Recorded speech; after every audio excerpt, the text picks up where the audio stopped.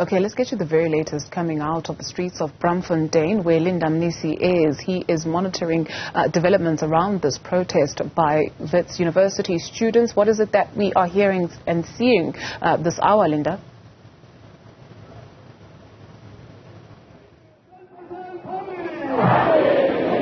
Well, Dudu, what you're seeing here is our students accompanied by members of Nehau inside the university. They've come in and managed to use a different gate, as you would have heard an hour ago, students saying that they would force entry into the university. Their attempts to force entry in one of the gates was unsuccessful, and they decided to abort that mission and use a different gate, and that's where they were able to enter the premises. We're right next to the Wits Great Hall. This is where students had been gathering before taking to the streets. Even before they closed the Empire Road yesterday, this is where they started. I'm going to ask my colleague Katla Khontorane to just show you, just behind him, tight security that you speak of.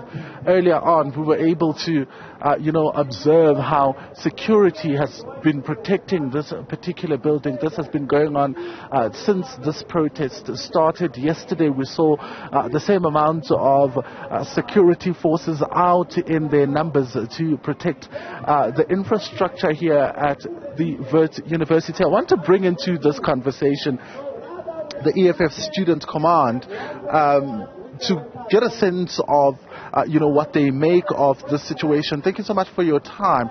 I mean, as students, obviously, you've said that you'll intensify the strike. First, talk to us about, Nehau joining you and what this means for you.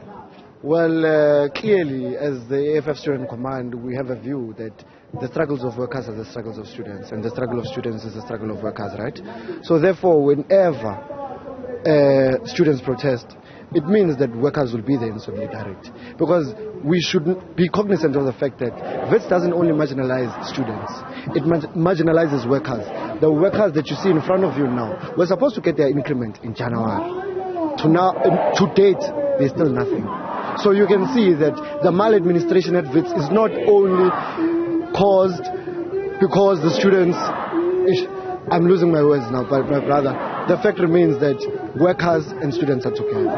We act in solidarity in everything that we do in this institution. The EFF in its own nationally does not stand only for students, it stands for everyone. Every black child that is suffering, whichever race, as long as you are suffering, you fall under our banner. And that is why you have seen how holding hands with us here, to show that this system that does not want us in the system, it does not want us to get educated, does not want to give us allowances, that does not want to give them increment, does not want to give them proper working conditions, proper working hours, proper benefits. It is in essence make sure that we push it out of this institution. This is our system. We belong here. We are not here by mistake. This is not in the apartheid era. This is our institution. We own this system. We belong here. We have a right to be here, not these bones that we see here. Yeah. Your Sizofunda Ngenkani campaign has been going on since, of course, the Fees Must Fall movement. What does this mean now? Seeing you taking to the street, does it mean that it's not effective because you've made sure that students, or at least what you've said is that you will make sure that students are registered? The Sizofunda Ngenkani campaign is very effective, and we have in fact registered more students, and we have fought against the financial exclusion. But however, we need funds from the university. That is not enough. Us pushing and creating connections within the institution is not enough for us to register everyone. The university released a statement. It said in 2022, if I'm not mistaken, they said they gave 1.9 billion to register students. If they gave that amount of money, every student would be registered by now. Every student would have been cleared. Our Sizofunda Ngenkani campaign has been on the ground. It has registered more than 10,000 students in this institution, but that is not enough. We have more students that are overlapping. We have more students who have not allowances. It goes beyond academic and financial exclusion. It goes to allowances. There are students who come far, who get here with only 500, and they need money for food. They have not received money now. It's been January, February, now it's March, and this is the third academic week. We can only do so much as a Sizofunda Ngenkani campaign. We need the university to give us funds. I would like to re-emphasize the fact that, look man, regardless, our fight, the real fight, is not only with the institution, it is with the state. Yes. The state is the one that gives the institution this instruction. NSFAS caps the accommodation at 45,000, right? But Wits continues to charge way more. So what does that mean? It means the state and Wits are in cahoots with one another to further subject the black child to these conditions. These very, very, very disgusting conditions. Because it is not fair if I pass my matric well and I get an offer from Wits. What it means is that I'm the pride and joy of my community. To then come here and languish the way that we're languishing. No, we cannot take it anymore. The EFF is very clear on its stance to say that we want free, decolonized, quality education. By the way, on the 20th of March, we're going to shut the country down. And one of our seven cardinal pillars speaks to free, quality, and decolonized education. All right, thank you so much, gentlemen. Unfortunately, we've run out of time. We'll catch up with you a little bit later. Okay, so those are the EFF Student Command talking to us about what they make of these protests, appreciating, of course, the support by Nehau, but also reflecting on their Sizofunda Ngenkani campaign. But it's clear that the protest will not end any moment from now. I see the SRC president is addressing all the protesting students. Let's take a listen. To give the lead of the EFF Student Command, give us our message of support. After the lead of the EFF Student Command, we'll get the message of support from the chairman of SASCO. Where is Morokoro?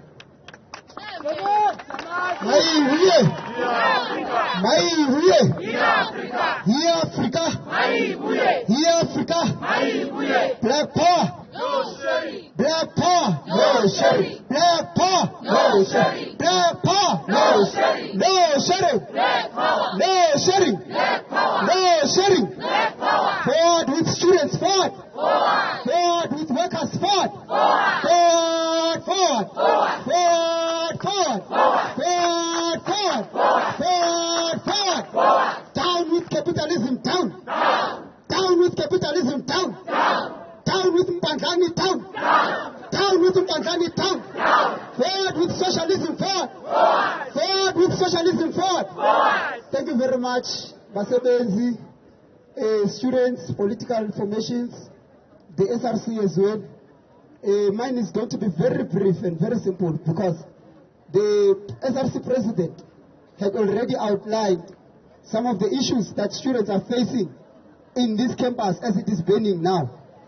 Now, our demands are very simple, and it's that all the students, regardless of how much they owe, because if you are a student, particularly a black student, who is coming from the deeper ends in the townships, the deeper ends in the villages, you stand a high possibility of not having parents who can be able to afford your fees. So, ours is simple. We are saying all the students who have a financial block and as a result they cannot register today, they must be allowed immediately to register. Now, number two, we have an issue with NSFAS. And we have always been saying from time to time that the problem with NSFAS and its maladministrations and the shenanigans that are taking place in the headquarters of NSFAS are informed as a result that NSFAS is centralized to a certain region of this country.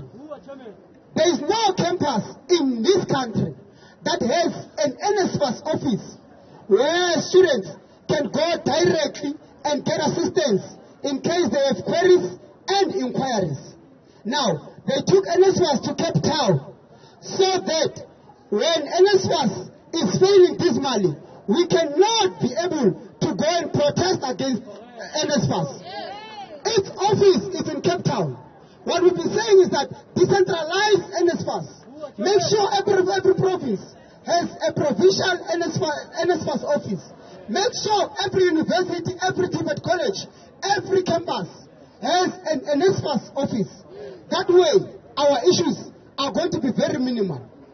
Now, with regard to the issue of workers, we know very well for sure, by the way, when we started with the insourcing of workers back in the years, we said that all the terms and conditions must be met And as a matter of fact, workers must be fully insourced. What did they do?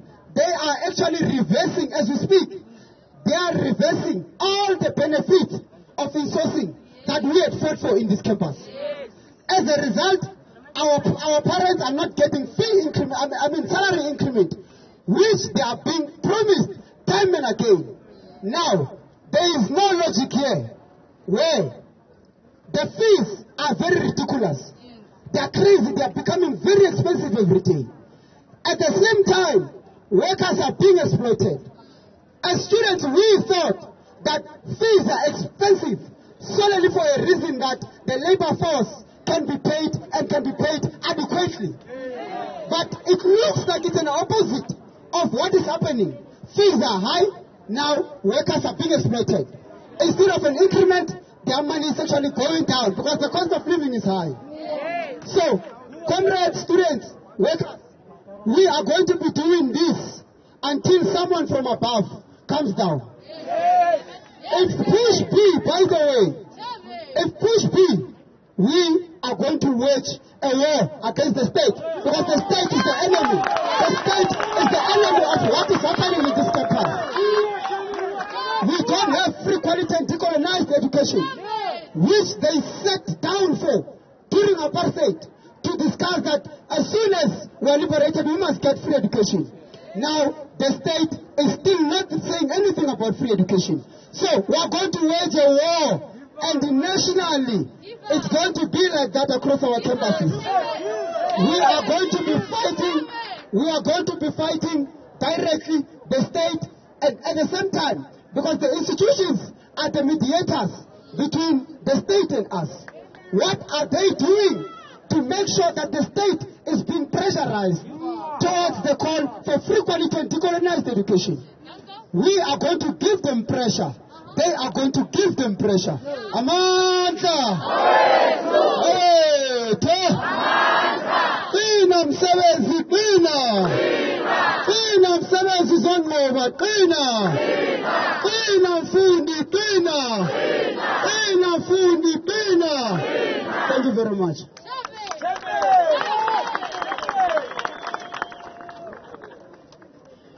So, comrades, we are now going to give it to the PYA, the chairman of the South African Students' Congress. And before we do that, comrades, we would just want us to be graced with a song, comrades, which will lift our hearts, a song which will give us courage, a song.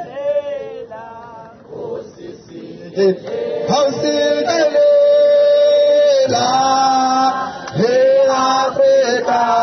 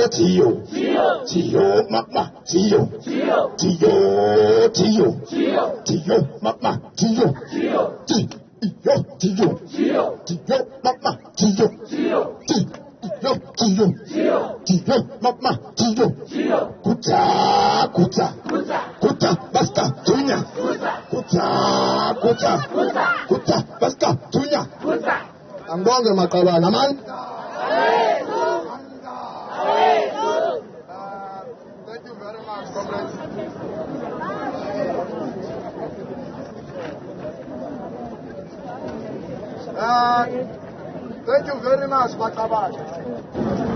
Makabane, I do not want us to dissect the exclusions.